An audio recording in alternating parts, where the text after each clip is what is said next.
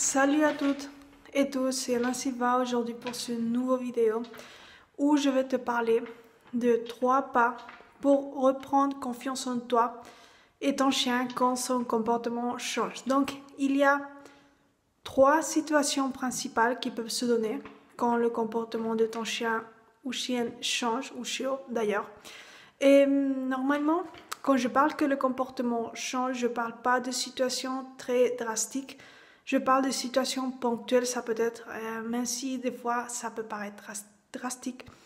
Par exemple, ton chien a une agressivité ponctuelle, d'accord, un changement de comportement ponctuel, mais en général, il était un chien sociable et tout ça, il n'est pas nécessairement stressé, d'accord, il ne donnait pas de symptômes ou de preuves, mais à un moment donné, il devient un petit peu agressif, simplement ponctuellement, envers d'autres chiens dans la promenade. Par exemple, eh bien, comment faire pour gérer ça?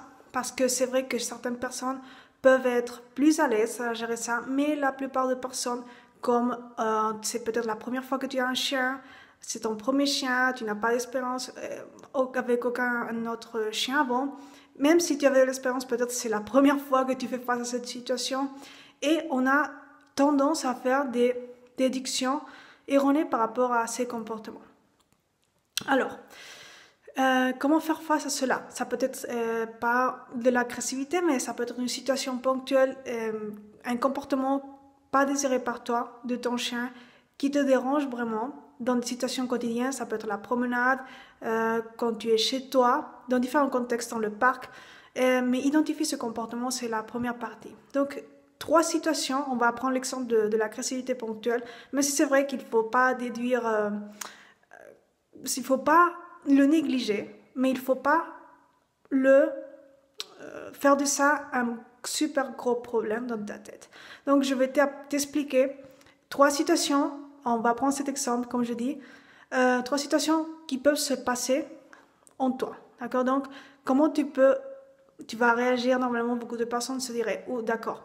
Ben, tu peux avoir peur de ton chien parce que c'est normal si tu n'avais pas l'habitude de le voir ainsi et tu es toujours social, toujours bien comporté, on va dire. Donc, tout d'un coup, tu le vois qu'il est un petit peu agressif. Ça peut te donner de la peur d'interagir de ton chien, d'accord? Et c'est normal, d'accord? C'est normal que tu aies cette émotion. Donc, le premier pas, c'est la valider. Une autre situation qui peut se donner, peut-être tu n'as pas peur de ton chien, c'est un autre cas, mais tu te sens déçu. Et ça va affecter ton lien parce que dans la quotidienneté de ta vie, de votre relation d'amitié, tu vas ne plus être distant, tu vas pas le caresser autant comme avant dans vos interactions sociales. Donc ça va être en détriment de votre lien à moyen terme et même long terme si tu ne te rends pas compte de cela. Un autre troisième cas, et ça serait le plus commun d'ailleurs, c'est d'avoir peur, mais pas de ton chien, mais par exemple si cette agressivité entre guillemets, je dis agressivité entre guillemets parce que la cause peut être d'autre, et c'est bien sûr que c'est une autre cause, va faire que tu aies peur inconsciemment, même si peut-être tu ne l'as pas identifié, tu as peur et tu tenses la laisse quand tu vas en promenade avec lui, tu as de la peur et donc tu ne te comportes pas de façon relaxée. Quand tu vois d'autres chiens, d'autres personnes dans la rue. Ça, c'est la situation la plus commune. Et donc, comment on arrive au premier pas? Comment avoir confiance en soi et confiance à son chien, la reprendre.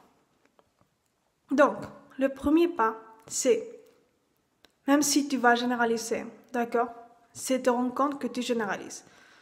Ne pas généraliser, éviter de reproduire, de généraliser que ton chien va se comporter ainsi dans tous les contextes, d'accord? C'est-à-dire, si ton chien a été un petit peu agressif, je dis un petit peu, mais tu vas avoir l'intensité, envers d'autres chiens dans la rue, le premier pas, ça serait ne pas penser qu'il va se comporter ainsi dans tous les contextes, avec d'autres personnes, avec toi, d'accord, donc ne pas généraliser, c'est ça.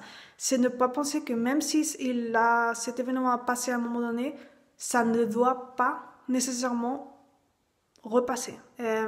Passer encore cet événement demain, après-demain, dans une semaine, dans un mois. Ça ne doit pas passer.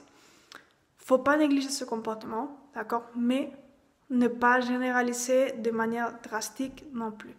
Ça, c'est un pas pour reprendre confiance plus qu'en toi, en ton chien, mais en fait en toi aussi, parce que si tu te rends compte comment tu généralises, quand tu généralises, tu vas pouvoir, avant de te promener, faire cet exercice de dire d'accord, je vais pas faire ça, je sais que j'ai tendance à faire cette généralisation, mais donc je vais prendre du temps pour me relaxer, respirer, être conscient de comment je prends la laisse en la promenade, d'accord?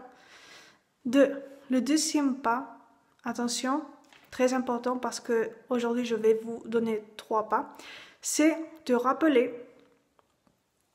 des mémoires positives avec d'autres chiens, que peut-être ton chien a eu des copains, donc rappelle-toi de ces mémoires positives pour que tu sois dans un état émotionnel de bien-être, relaxé pendant la promenade, d'accord? Donc, oui, troisième point, très important.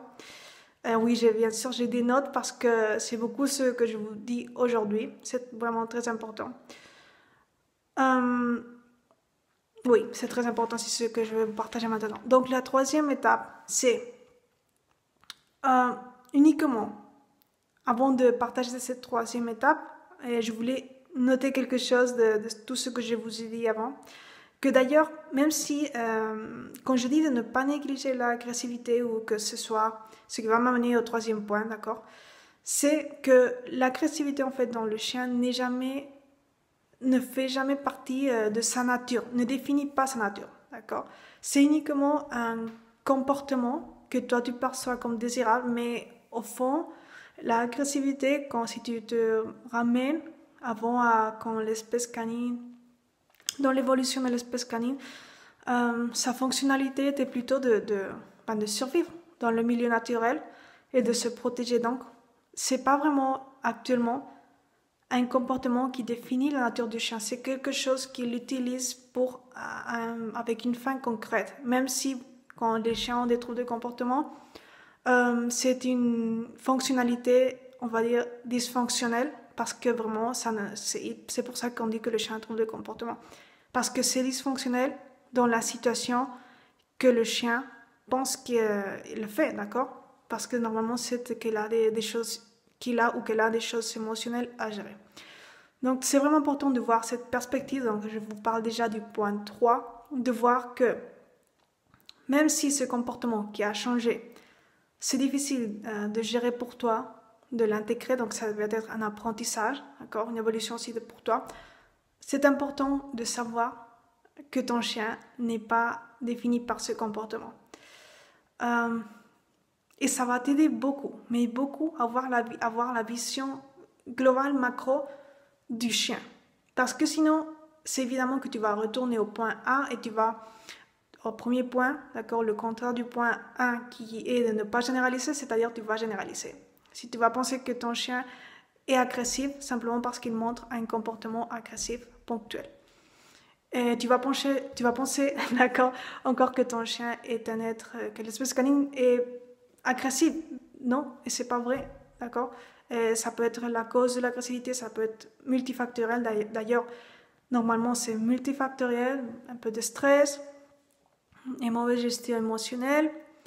Encore, parce que ça a été démontré que nous, les êtres humains, quand on a une relation avec notre chien, long terme, moyen terme, on influence son état émotionnel. Donc, tu peux être toi aussi la cause. Donc, tout ça, il faut le prendre en compte. J'espère que ça vous a servi. C'était la vidéo d'aujourd'hui. Donc, consulte si tu as des questions par rapport à cela. Écris-moi sur Telegram. Je vais te laisser le lien dans cette vidéo. Et donc, si tu as des questions, suis-moi aussi sur Instagram. Je te laisserai aussi ma compte. Donc, pour plus de questions, n'hésite pas à me demander et à être en contact avec moi. D'ailleurs, l'idéal, c'est de ne faire pas ce processus seul ou seul. Parce que c'est vraiment... c'est normal que tu aies des difficultés à le gérer. Donc, consulte-moi pour être à l'aise dans ce sujet-là. Et surtout, même si moi, je veux te partager mon expérience par rapport à cela et mes connaissances, mais je ne te conseille pas, bien sûr, de gérer seul. C'est bien, que ce soit quelque chose de ponctuel, une agressivité, ça ne veut pas dire que ça ne peut pas évolutionner, d'accord? Parce que comme on prend en compte que toi, c'est la première fois que tu as eu un chien, si tu le gères mal, ça c'est le problème. C'est pas en fait l'agressivité le problème, c'est que si tu gères mal, ton chien peut apprendre des choses sur cela et va renforcer ce comportement. Donc, ne fais jamais seul cela. Ce vidéo a une fonction informative pour ta compréhension. Donc, à bientôt, passe une excellente semaine, belle journée.